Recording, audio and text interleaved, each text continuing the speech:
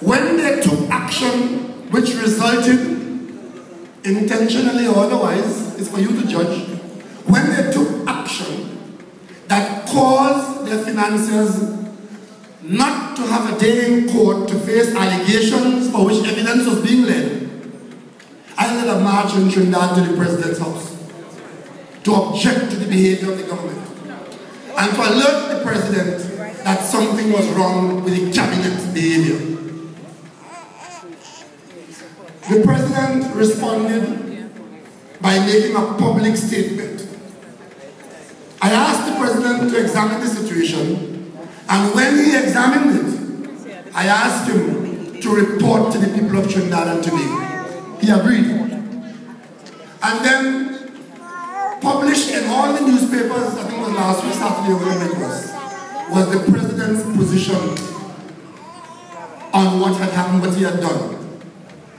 He read all the documents, the cabinet minutes, the cabinet notes, all the Hansard records, all the newspaper releases, all the press coverage, and he spoke to the Integrity Commission. He got senior counsel advice, and he spoke to whoever else. But anyway, he examined the thing in total, and he made a public statement. But he sent me a copy of the public statement, and accompanying the public statement was a private letter. And the private letter was private and confidential. But the content of the letter was a matter of great interest to the people of Trinidad and Tobago. So I had to make a decision. Do I keep this private and confidential position, or do I let the people of Trinidad and Tobago know what the position is? So I wrote the president in keeping with the required protocol. And I indicated to him that if I didn't hear from him objecting to me telling you, within a couple of days, I will let you know. I went to Diego Martin on Tuesday night, and I told the country what the letter contained.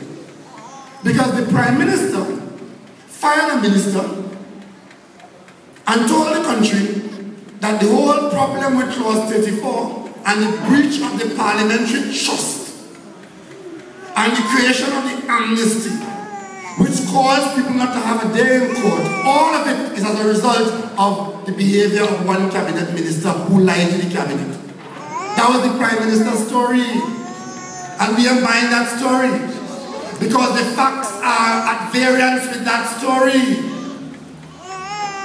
So when the president writes me a letter under confidential cover and tells me he did all those investigations, and he has come to the conclusion that nothing out of the ordinary took place and that it was Rowley's fault, I had to let you know that.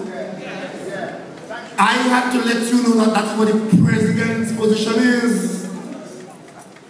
And all I said is that this position now simply rubber stamps what the Prime Minister has said. Because if nothing out of the ordinary was found or was seen, didn't you see in the cabinet note that it was said that Clause 34 was being proclaimed so as to hire masters for the court? When in fact it was really only to create an amnesty? Didn't you hear Rowley say the day when he was fired that he is the wrong man who got fired and it's wrong man who should have been fired because he, Rowley, don't take no money in brown bag and don't take no 10% from lawyers, and the Prime Minister's heir is being, somebody has the Prime Minister's heir, and very sooner rather than later certain persons will pay the price? You didn't hear all that? And you want to come and tell me nothing out of the ordinary happened? Didn't he read in the newspapers that Rowley said there was a cabinet meeting where the COP ministers told the Prime Minister that given how this thing going down and the public anger out there, somebody head has to roll, and if somebody head doesn't roll, they will walk from the cabinet? And the Prime Minister agreed to let Rowley head roll so the COP could stay in the cabinet. And then I get a confidential letter from my president acting telling me he examined the situation and he found that nothing out of the ordinary took place. And I tell you, the people of Trinidad and Tobago, that. And I I'm supposed to apologize to Prakash Ramadan. That's the same Prakash Ramadan who, like pulling teeth, we eventually found out that he was the acting Minister of Justice when the matter passed through the cabinet. And when he pretended to apologize to the country, he told the country, whatever my involvement was, I apologize, but never told what the involvement was. These are the people that we're dealing with. This is the country that they live in, but that is their behavior. And this is what Ashwood Jack has latched Tobago onto.